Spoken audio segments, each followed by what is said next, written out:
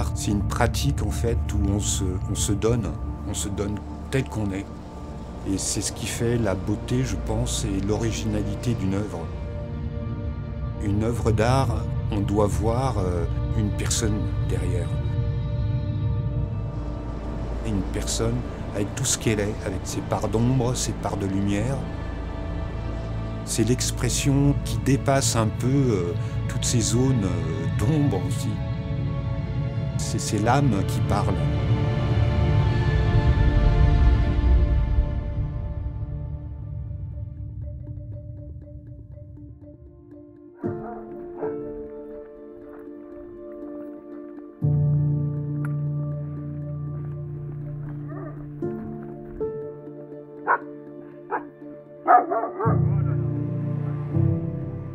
Je m'appelle Stéphane Maury, je suis sculpteur en art sacré.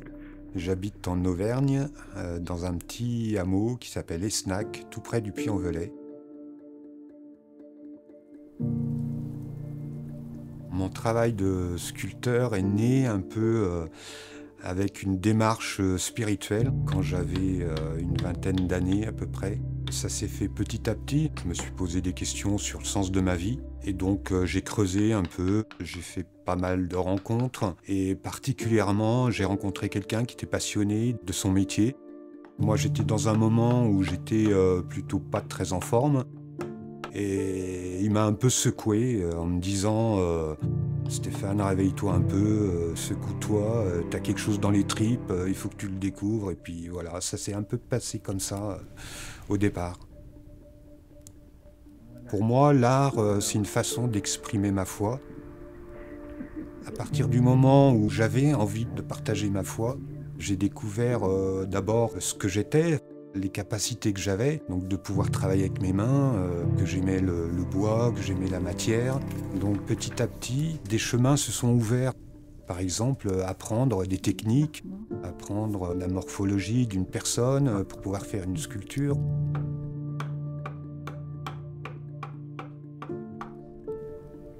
L'atelier, c'est la partie de ma maison dans laquelle je passe le plus de temps presque.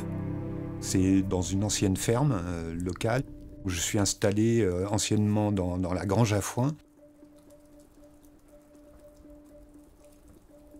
Alors les matériaux que j'utilise en fait, la plupart c'est des matériaux naturels, hein, c'est du bois, de la pierre, du métal. Chaque matière a quelque chose à dire et c'est ça qui est bien aussi, c'est parce qu'on apprend la spécificité d'une matière et comment on va la composer avec une autre matière. L'art, c'est ça, c'est quelqu'un qui travaille des matières différentes et qui va les composer pour faire une œuvre. Il y a voilà, un jeu comme ça de construction, de réflexion sur la diversité et l'unité des choses.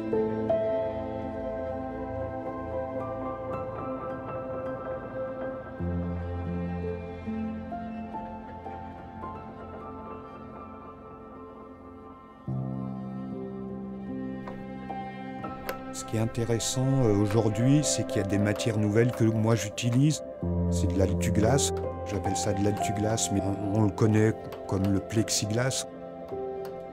C'est une matière pour le sculpteur qui est assez nouvelle parce qu'on va tailler une matière transparente. Et comme la sculpture, c'est un lien, c'est un jeu entre l'ombre et la lumière, là, les rapports sont un peu faussés.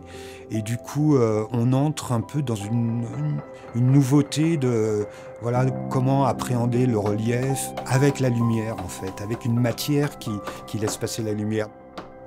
C'est assez passionnant de travailler cette matière.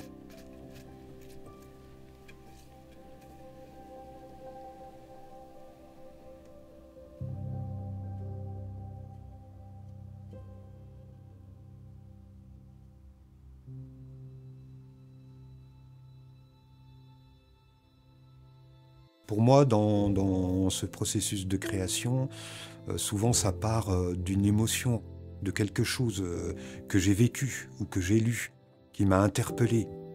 Donc c'est une idée ou c'est une émotion. Après, je vais la mettre en forme.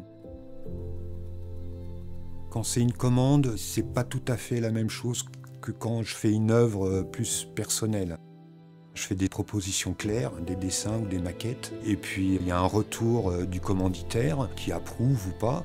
Il peut y avoir des rectifications au projet, donc il y a tout un travail comme ça qui dure un certain temps. Puis après, donc moi je fais la réalisation. C'est un travail de sculpture ou de mobilier. Quand c'est pour un commanditaire, je respecte quand même d'assez près ce que j'ai proposé au départ. Quand je fais une œuvre plus personnelle, je me donne beaucoup plus de liberté, beaucoup plus d'amplitude dans l'instant. Parce que dans une création, il y a ce que vous concevez de l'esprit, ou du cœur même, mais quand vous travaillez, il se passe des choses. Il y a des moments où la création, l'inspiration vient quand vous ne l'attendez pas, d'une certaine manière.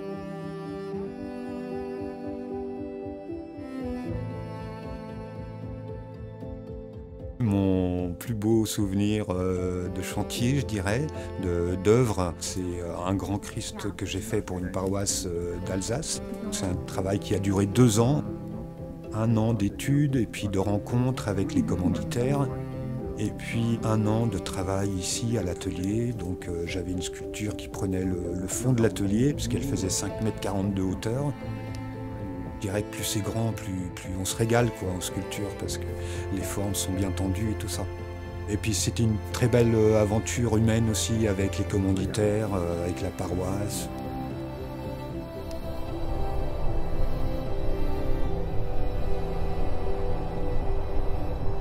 Je crois que la nature, c'est comme un grand livre qui nous exprime le sens de l'existence, de qui on est et d'où on vient et peut-être où on va aussi.